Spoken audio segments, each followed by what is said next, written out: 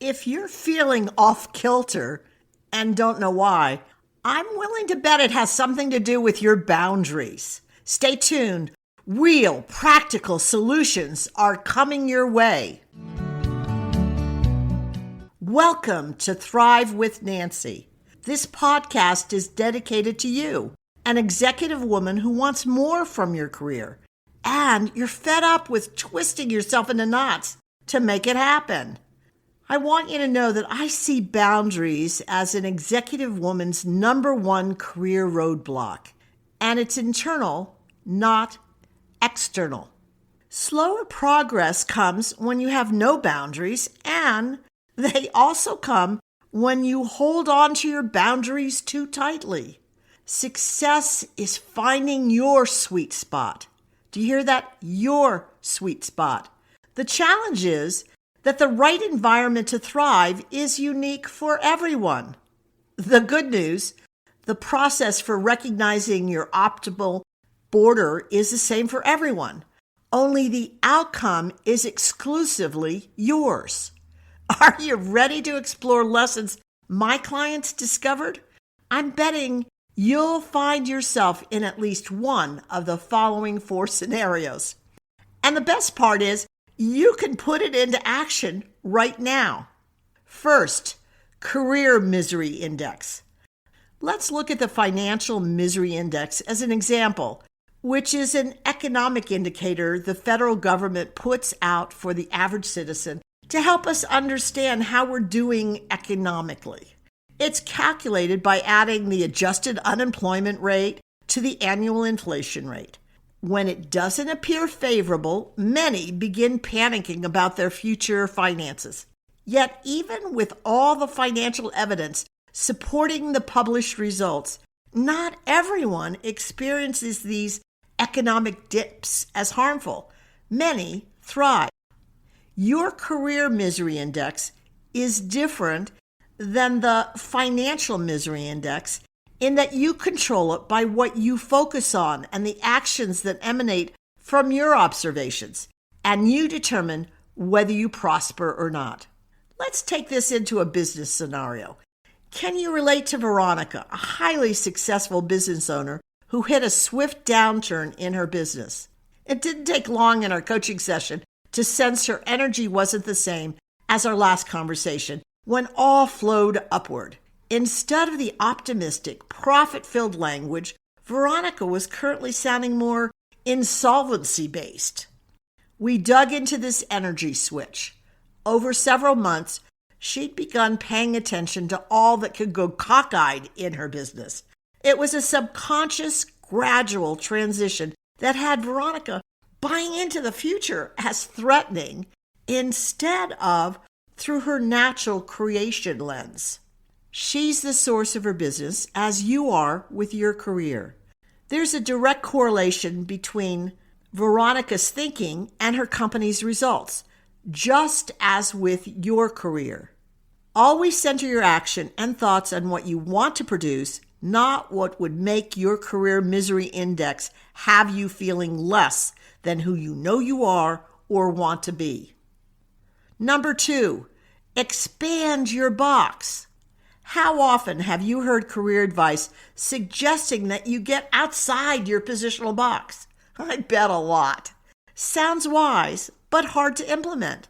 Several clients have expressed frustration over the concept, saying, "How do you get outside? What am I supposed to do?" I agree, it's more complicated than it sounds. A more effective and accessible metaphor is expanding your box. It's a combination of identifying your strengths and passions. After all, why would you take on something uninteresting and then pushing the boundaries outward to include activities that light you up? Unfortunately, as research confirms, women often pick up and spend their time on activities the organization doesn't measure as promotable or worthy of increasing their responsibilities.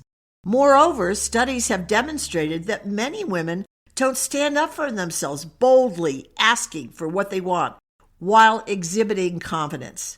I know you've already heard from me that in companies, confidence counts for as much or is equal to your skills. Ready to see this demonstrated in a real business world case in point? Okay, to be perfectly precise, this example began a while ago, coming to a dramatic climax recently. Sophia was a respected financial customer service manager. As we were discussing the concept of expanding her position, we concentrated on the gaps that would be profitable to her company and stirred Sophia's interest. This quiet, unassertive woman slowly mentioned an idea that she'd been toying with for months. The concept, she believes, will save the company money while improving services. Of course, I asked, "Who have you told?"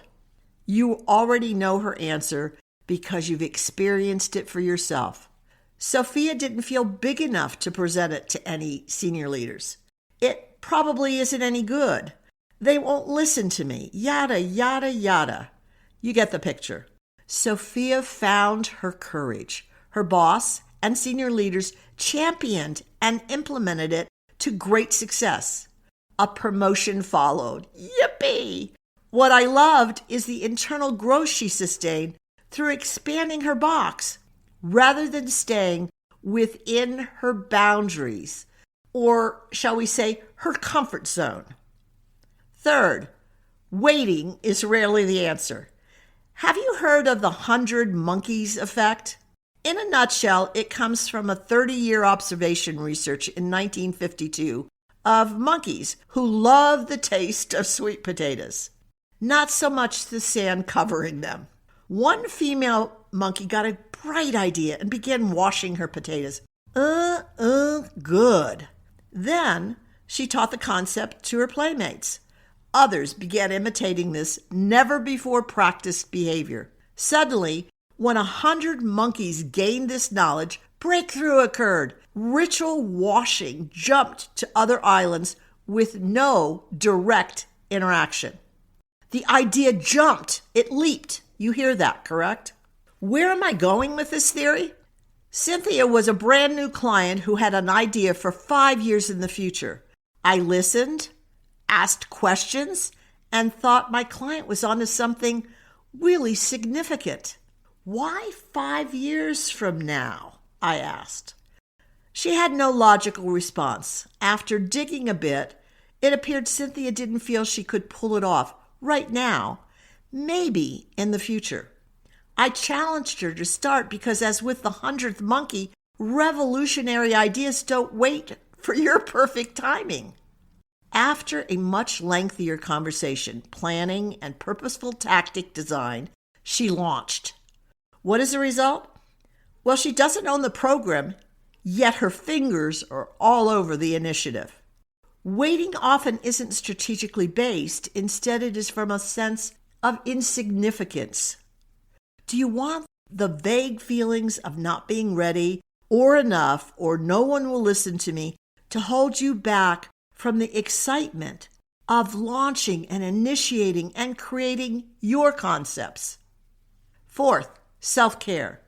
Recent research indicates that working remotely is saving people nearly 6 hours a week in time, not spent commuting. The thing is, these workers spend half of that saved time doing more work for their companies. Boundary issue. Or did you know that U.S. employees leave 33% of their vacation time unused?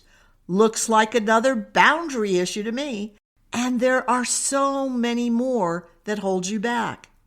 Let me share a discussion I had with Connie. It's important to realize that she works in a field which she's passionate about and is well respected and is doing good in the world. As she tells me, I'm burnt out. I can't see straight. I know I'm making a difference, but the cost is high, too high. I feel defeated with no answers. At first glance, the advice I gave Connie sounds too simplistic.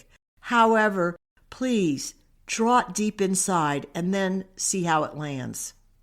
What I said is, at some level, you've made the decision that the good you're doing for others is more important than caring for yourself. Does it make sense to consciously deplete your energy to such an extent that you can no longer help those who need your assistance. How effective do you believe you'll be as you choose to put that proverbial mask on those in need first, but lose consciousness before completing the task? Connie took this to heart. Interestingly enough, the next time I saw her, there was a lightness to her countenance. She began counting herself as just as crucial as anyone else. Her world began slowly shifting on its axis in a healthy way. Connie is still working on honoring herself. Some days are easier than others, and she is on her way. To wrap it up, Dr. Papanek, a Canadian research chair in cognitive neuroscience, found that humans have over 6,000 thoughts daily. Are you shaping the life of your dreams through your thoughts or not? I'm all for attracting what you aspire, not for what you don't want. The truth is that both are opposite sides of believing in something to come. Neither is based on absolute knowledge of the ending.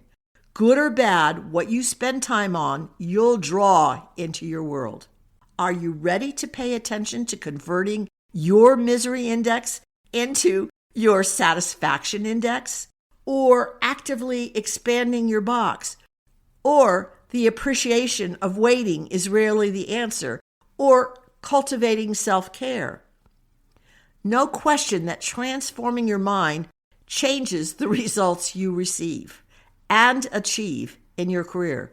What are you going to do about it? If you found value, I'd appreciate you hitting that like button or subscribe to this podcast. I'm committed to helping every executive woman find her fulfilling, satisfying standing in business.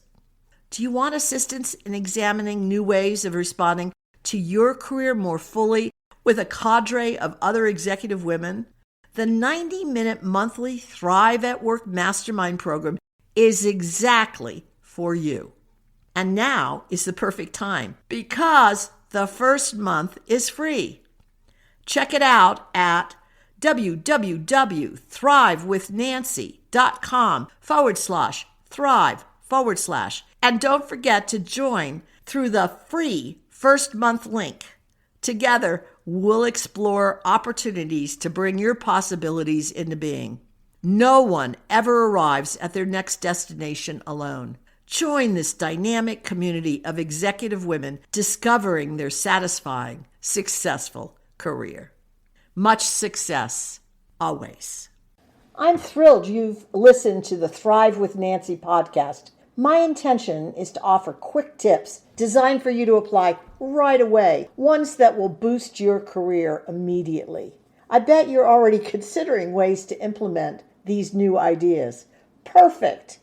Now, if you do me a favor, pass the podcast link on to those who will benefit, your friends and coworkers. Thanks so much.